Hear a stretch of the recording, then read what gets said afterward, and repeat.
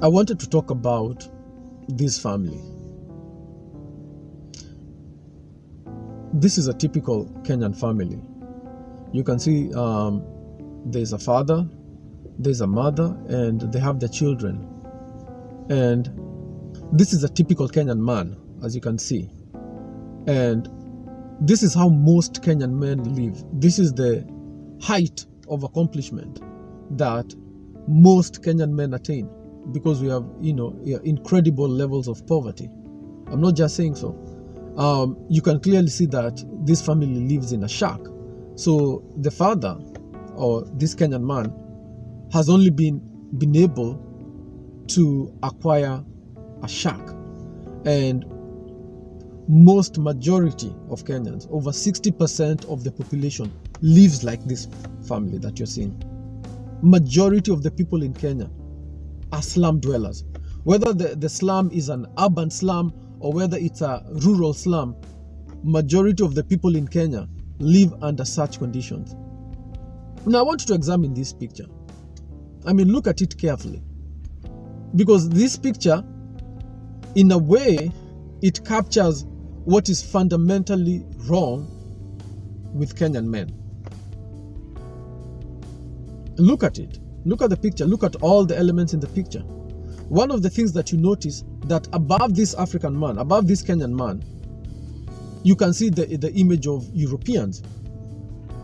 Now, this Kenyan man is fully convinced that those paintings of Europeans represent God. He truly believes that God in heaven is the European, that his colonizer is also his God, that the people who hate him the most and have done the most harm to him and his people also get to be God. They also get to be the mother of God. They also get to be the son of God. They also get to be the angels of God.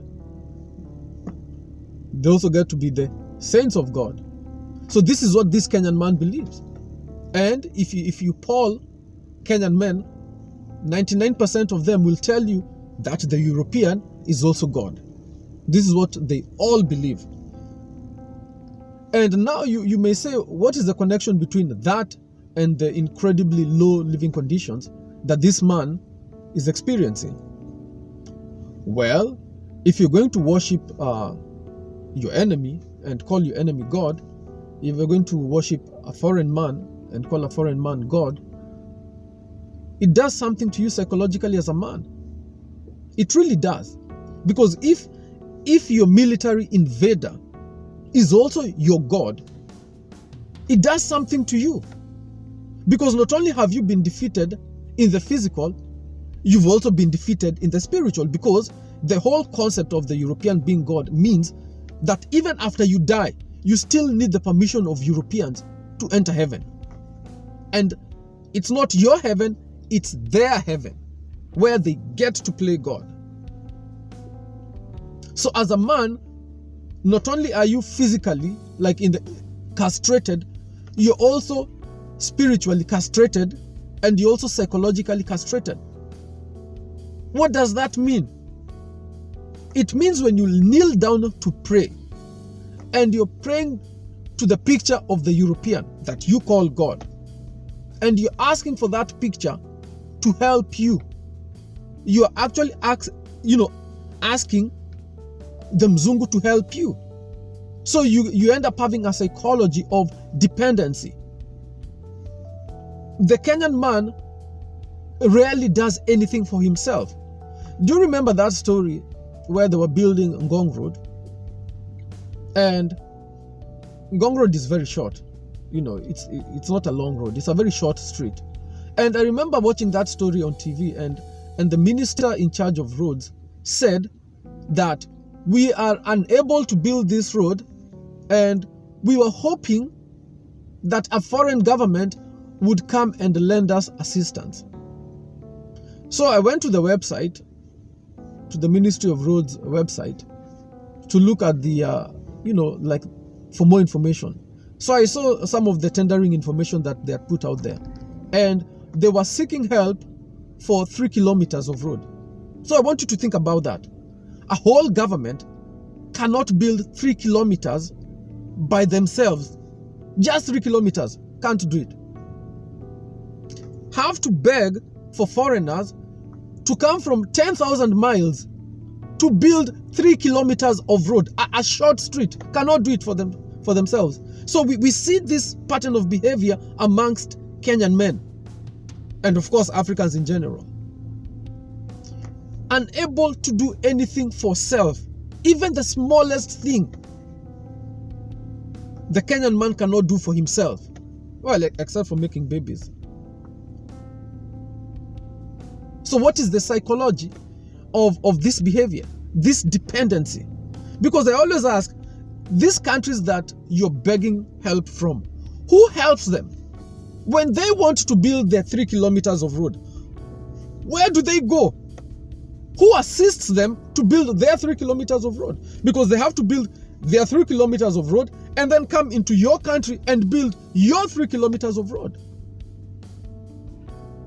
And you also see, when you watch some of these NGOs, these foreign NGOs that show up in Kenya to help the people, you see sometimes they go into villages, and you hear the problem in that village is that the women have to walk long distances looking for water. So basically, that village or that locality would use a well. They need a well.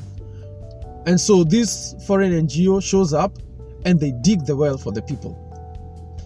Now, what always bothers me about this story, when I see such things, what always occurs to my brain is this. In that village, you'll find there are over 200 men, 500 men. Yet other men have to come from 10,000 miles away and dig the well for you. A simple well. That these 200 men cannot organize themselves and dig that well. So that if the foreigner doesn't come, the well will not be dug. See, something is wrong mentally. So why do Kenyan men behave like that? Why are Kenyan men perpetually helpless? Why are Kenyan men unable to build up wealth? Why do most Kenyan men live in shacks, tin shacks and mud shacks? Why? Because that's how majority of Kenyan men live. So you can see, in this case, this man that you're looking at, this is the best he's able to do. Why can he not do more for himself? Because of the psychology of dependency, and it comes from the worship of Europeans as God. Now we know that God is not a European. We know that historically Jesus was not a European. We know that the Hebrews were not Europeans. We know that the Jews were not Europeans. From history, not from Western propaganda, from actual history, from actual artifacts. We know all this. But in the mind of the Kenyan man, the European remains God. And so the Kenyan man is unable to do anything for himself. He doesn't look to himself for solutions.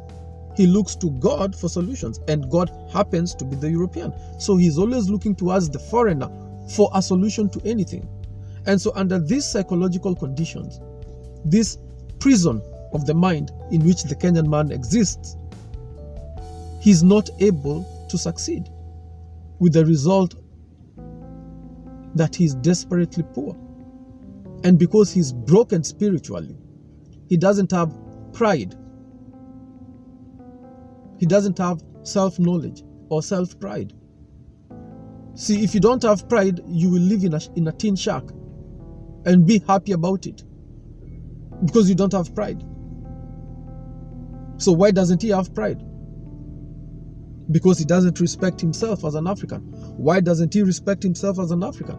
Because his God is a European. And it is the European that gets the place of high honor in his house. On top of his head is the European. You can see in the picture. And he's training his children that on top of your head 24/7 is the European. That is the person you look to for help, for miracles, for assistance. You don't look towards yourself, you look towards them. And so it is vital that these images of Europeans that Kenyan men worship as God, it is vital that they be eliminated. We need a constitutional amendment to be passed outlawing the worship of Europeans as God. All those pictures, all those statues need to be removed immediately. There is nothing wrong with Christianity, but Christianity has been hijacked by Europeans and used as a weapon of psychological warfare, with the devastating effects of massive poverty in Kenya. So our concern really is the psychological impact of worshipping foreigners as God, because it has an economic impact. And our main concern is fighting poverty. Like I always say, the main enemy that we have is poverty. So all these elements that create this system that results in massive poverty has to be opposed. If you're a Kenyan man, I guess the only question to you is this: how can you live in such conditions? How can 60% of you live in slums and tin shacks? That this is the total amount of wealth you've been able to accumulate in this life.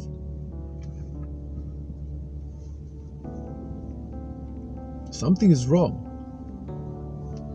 And I guess the other question is this: for how long will you live in slums and tin shacks? How long will you be poor? Thank you for watching. If you enjoyed this video, please like, subscribe, and comment below. Kenya's time has come. Our time has come. Your time has come. A time to succeed and not fail. A time to grow wealth and not poverty. A time to go up and not down. It's time for you to stop walking and drive your car. Stop renting and buy yourself a house. It's your time to get blessed. Join the CCV movement, and together let us kick poverty and unemployment out of Kenya. Become a member today. Donate what you can. And remember that the CCV is the only political organization in Kenya that is squarely built upon Christian values, unlike the rest. We'll see you next time. Thank you.